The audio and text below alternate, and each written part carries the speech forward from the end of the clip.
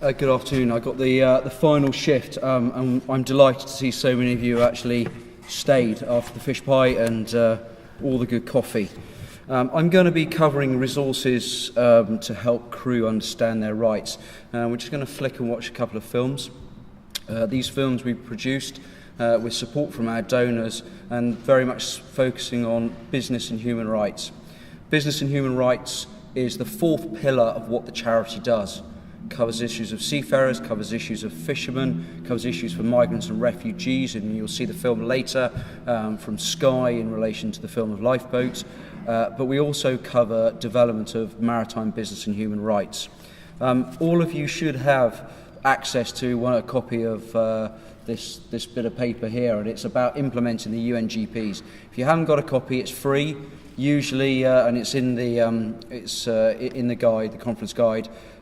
If I was wearing my barrister's wig, I'd have probably charged you £1,000 for this. So take it on board, and it's worked out well in a number of industries, so I'm told. But what I want to do is I just want to first of all set the scene, and I want to put in some context about resources. Resources in terms of rights for seafarers, fishermen, migrants, refugees are far from scarce. In fact, there are significant amounts of resources out there, but there's little collaboration. When you look at resources in the maritime sector, you've got the unions, you've got Seafarers' Rights International, you've got the welfare organisations, you've got ourselves, you've got consultants, and those consultants pushing forward human rights agendas are just also part of the resources. But these resources are also a business, and therefore they're profit, and therefore resources are often not shared.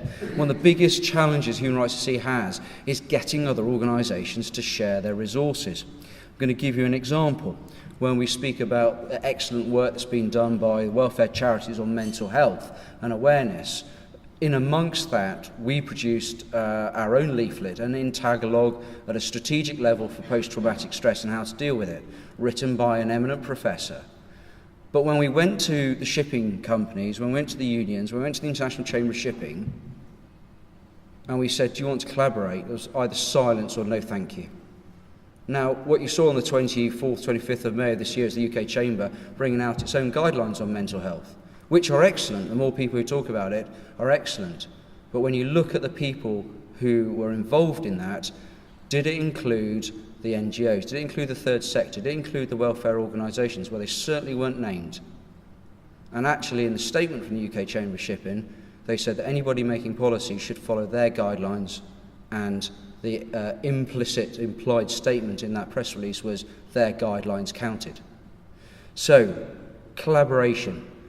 If we are not working together for resources, then we're not helping the seafarers and fishermen at the front end.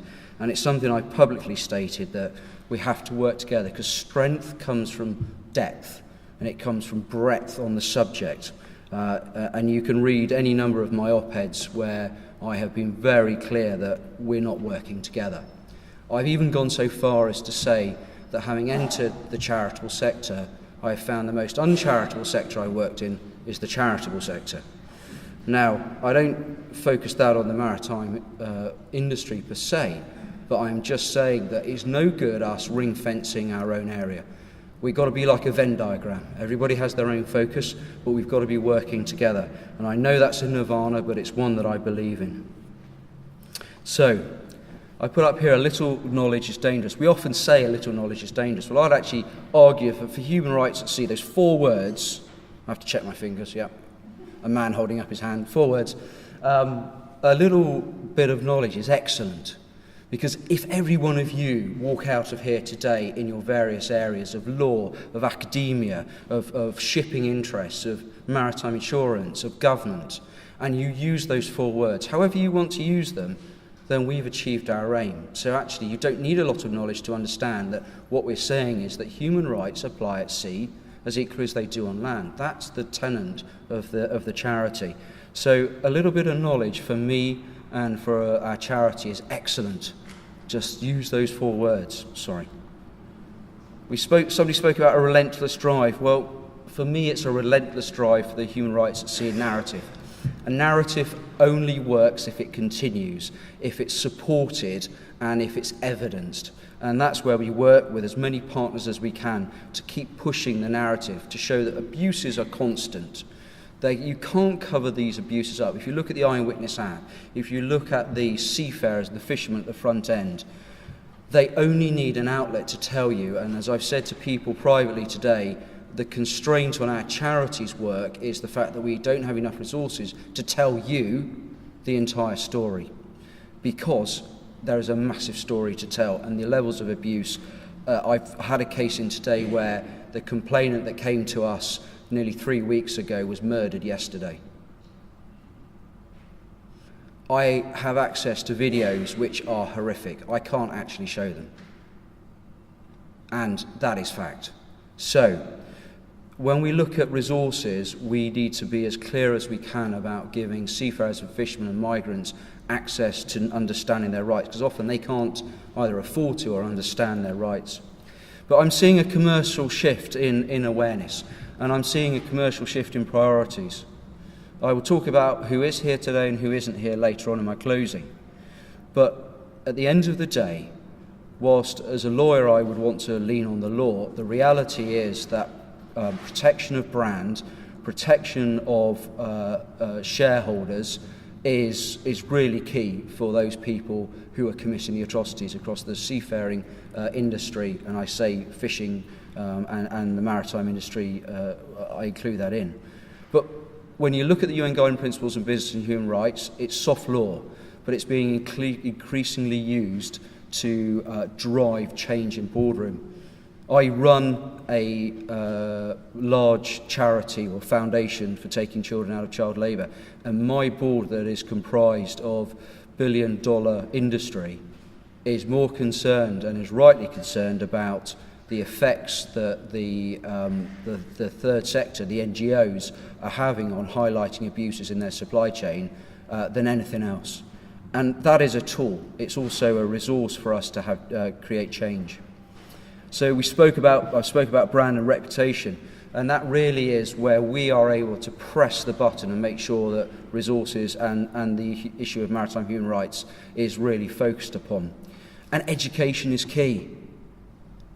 Education is absolutely key, and not just in English, in every language. So when I've got a headline of thinking outside the box, I will cover that at the end. But we must educate people. I'm going to give you some very brief examples. The number of people who tell me that the Maritime Labour Convention is a human rights convention, if I use the analogy of a penny for every time I'm told that I could retire, is absolutely right. It's a fundamental lack of education and understanding of what the MLC is about. It's a really good piece of legislation, but it's not a human rights convention. The words human rights do not appear once in the MLC. The words human rights do not appear once in the UN Convention on the Law of the Sea. So therefore it's important in our resources and in terms of our rights and responsibilities to get the crew to understand what they're entitled to. We must talk about human rights. We must talk about human rights at sea. So what we've done, and I must thank our donors as well, is we've created this year a series of 3 short films. And I'm going to play all 3. I'm going to have to just drop out and open them up. But this is about business and human rights, and one of the ways that we've not thought out of the box, but we've thought about getting the message across is through this kind of sketching approach with a voiceover, but explaining in what I call very clear English, plain English, what we're talking about when talking about human rights, what we're talking about when talking about business and human rights. So I'm just going to come out of here. Just please bear with me.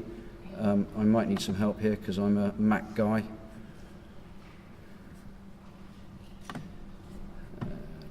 Where are those 3 films? 3 films? Yeah, one is that. Check. Let me see if it says introduction. Just click once. That's the one. Okay.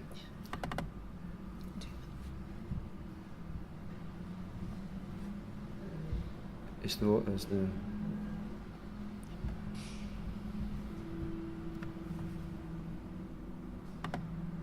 The 2011 UN Guiding Principles on Business and Human Rights are international voluntary guidance for business and human rights.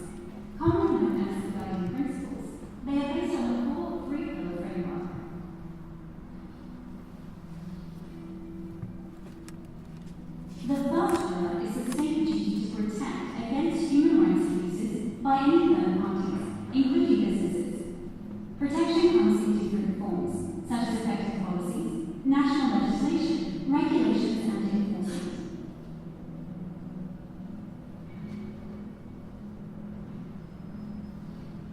The second pillar is a business's corporate responsibility to respect human rights, meaning the business must not infringe on the rights of others and that they must subsequently address any negative impacts that they may have caused.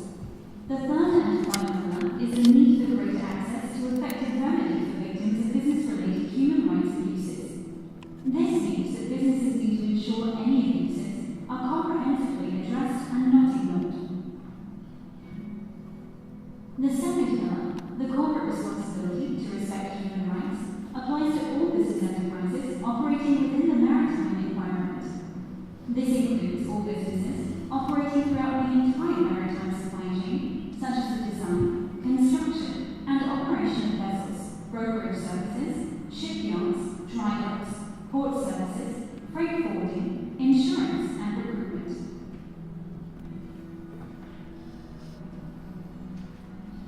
As businesses in the maritime sector have a responsibility to protect the human rights of their employees, they must have policies in place, such as human rights due diligence review, whistleblower, reporting and assurance, and remediation. Businesses also have a duty to investigate and provide effective remedy for seafarers, fishermen, and their families if they have suffered from any human rights abuses, or if they have become lost or missing.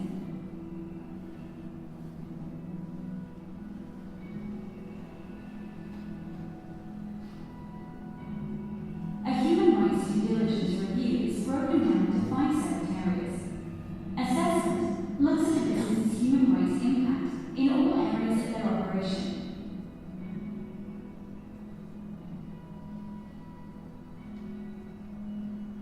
Accountability uses the assessment to check human rights impact based on decisions made at senior management level.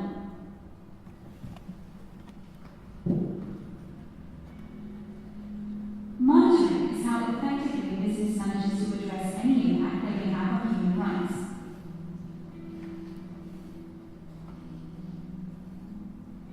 Transparency monitors how well a business reports on any impacts it has had on human rights through informal discussions, meetings, or reports to its stakeholders.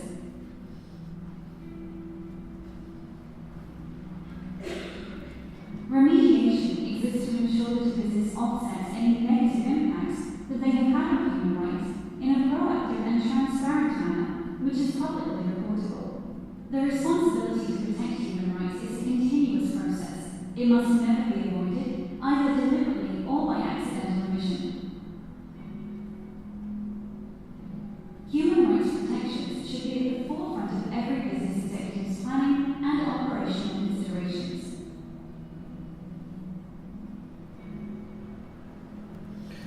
So this is the first of our films. As I say, they're short films, and I'd like you to bear with me as we go through, but I just want to pull a couple of things out of that first film. Transparency. One of our headline core values is transparency. Without transparency, you cannot unearth abuses. Without transparency, you cannot claim as a business, as a state authority, to be acting in the best interests of human rights protections. And the senior management is key to this. It's not just resources for the front end for seafarers, it is the resources for the front end, for the top end within the executive chain. Again, I go back to my point about people at very senior level repeatedly telling me that the Maritime Labour Convention sorts all the issues of human rights. It doesn't cover deprivation of liberty, doesn't cover right to life, it doesn't cover right to education, it doesn't cover all of the issues that we will have rights to family. These are just many of the key issues that you have under the human rights umbrella. Remember that labour rights are a subset of the bigger human rights umbrella. Also, due diligence, whistleblowing. We have a trading company which is not for profit, which feeds into the charity, and we undertake a lot of due diligence for organisations. And a lot of that is simply about the transparency within their own supply chain, within their organisation. But it is really difficult for us to convince them to undertake that due diligence. And if a company is not prepared to do due diligence, how can they unearth abuses? We've spoken about the UNGPs, the 3 pillars, the protect, respect and remedy. And what has really we found in the last 4 years is the lack of effective remedy, particularly with flag states, an effective remedy within organisations is the biggest failure of protecting the seafarer and the fisherman. So what I want to do is I just want to do the second film, which explains about effective remedy. Take you through this. And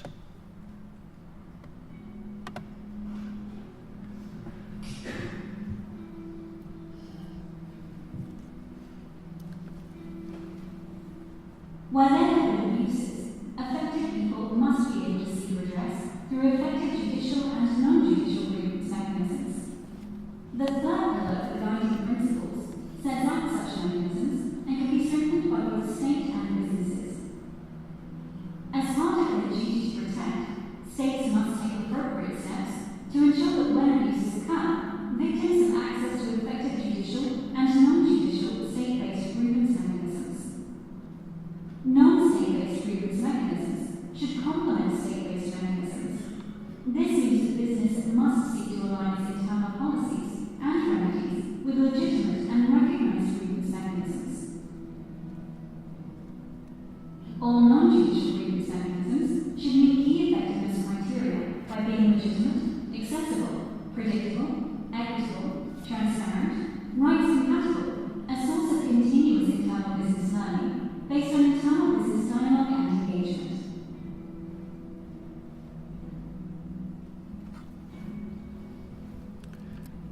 so without effective remedy, we have paper tigers. It's no good having a policy or a pledge when there's no teeth to it. And one of the biggest challenges we have in the human rights sector and in the maritime sector is actually finding legislation such as the Modern Slavery Act and I hope in due course a convention for the UN Guiding Principles on Business and Human Rights, because without that effective remedy, without that judicial remedy, actually we're relying on good people doing the right thing within a company. And I'm afraid I have become slightly hard-bitten in my old age, where it really is about profit before people. And the people in this room attest me to the majority looking at people coming before profit. And until we break that cycle and we actually understand that you can't have any profit on a shipping line without the people, and that's understood by the management, and you invest in your people, then we're going to go in this cycle. And if this cycle is not broken either by effective remedy or it's not broken by good business practice, then I'm afraid I'm going to be standing here and talking about this for years to come. So what I want to do is just cover the last film, and this really does go through the key questions, and there's 14 of them. But please bear with me, because these key questions, if you were to take nothing else away from today and from what I'm speaking, is I'd urge you to take this document here. It's available online. I've given you hard copies, and show this film about what company executives should be looking for.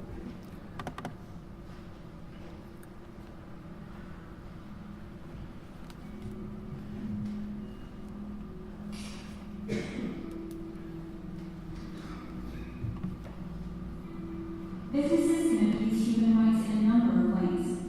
In the maritime environment, this can include forced labour and slavery. This occurs when a person has been trafficked into a crewing position without any contractual agreement and the protections that come with it. Another way these abuses can occur is through poor or inhumane working conditions, such as dismantling vessels under hazardous conditions, poor pay, or physical abuse.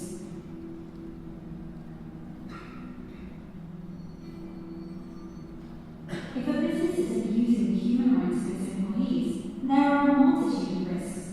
These include the closing of the work premises, legal fines, unnecessary costs, and finally, can damage the reputation of the business.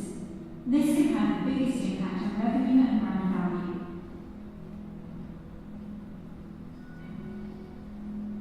Implementing the guiding principles into a business will help attract investments and improve reputation. It can reduce costs arising from fewer adverse human rights impacts and improve supply chain risk management. Here is some information on how to apply the guiding principles to a business. Businesses should include human rights awareness and protections in their policies. This will regulate their operations and their suppliers.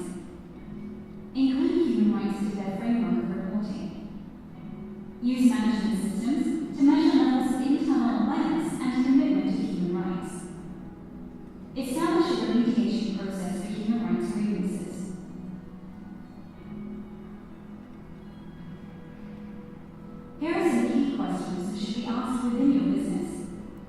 Do we understand what the guiding principles are and why their integration and implementation will benefit our business? Do we have the relevant professional expertise to advise our senior management team and board correctly? Do we have a policy commitment to implementing the guiding principles? Do we have a set of core corporate principles and values that uphold the guiding principles, and specifically the second pillar of respect as a matter of agreed company policy? Do we have internal implementing guidelines across the business for the guiding principles and reflecting core values of transparency, accountability, and effective remedy? Do we have a developed internal compliance system to educate about, proactively identify, and limit any potential human rights abuses? Do we have a reporting mechanism and system for the publication of the lessons identified and lessons learned, which can be shared both internally and externally? Do we have an implementation policy for awareness about and the correct use of human rights impact assessments? Do we integrate HRAS into all our commercial contracts as part of our standard terms and conditions for new and existing business within our supply chain? Do we have an established policy and process to effectively assess human rights impacts, for example, through human rights due diligence procedures, including company risk assessments, HRAS, or integrated assessments? Do we have employees trained in human rights and what they mean for the business, our delivery, and our market function? Do we have a company stakeholder engagement plan and are both internal and external stakeholders consulted on our human rights policies and procedures? Do we have an operational level and effective independently reviewed grievance mechanism in place where our employees and other affected stakeholders can lodge grievances? Do we have independent and qualified external assessors to undertake periodic reviews and health checks of our guiding principles implementation, reporting to the senior management team and board? Well, I congratulate you for working your way through those, or listening to those 14 points. They're really important, but really one of the points that stands out for me, and it goes back to effective remedy, and it's about contractual terms and conditions. If we don't have effective remedy in terms of the law itself, in terms of, say, the Modern Slavery Act, then the most effective way of applying business and human rights is to write it into a contract, write it as a term and condition in respecting and protecting and having judicial and non-judicial mechanisms. And if there is a breach, you can terminate that contract. And actually that's going to hit the other party harder. So for those of you within the law side, that also covers issues in terms of wording. It covers issues in terms of licensing wording as well. If you insist on human rights being acknowledged and being recognised and spoken about as part of training, safety and welfare, then we're on the road to succeeding for human rights at sea. So as I wrap up here, and I know I've taken a bit of time, resources, Human Rights at Sea provide just some of the resources available. Please use everybody else's resources, including access to the welfare charities. But in terms of the title of the speech, the talk, do we actually need to think outside the box? Well, actually, I'd argue not. We just need to continue what we're doing. We need to be clever about the use of media, social media, platforms, and educational materials. We need to collaborate on resources and spread those resources. And one of the great things about what we do with our partners is if you come to us with a good resource, we will spread that for you globally. We need to maintain the narrative and we mustn't stop social dialogue on the issue of human rights in the maritime space. And finally, the biggest resource is the individual. It is the seafarer and the fisherman. And their biggest resource is the provision of education so they do understand their rights. Thank you very much indeed.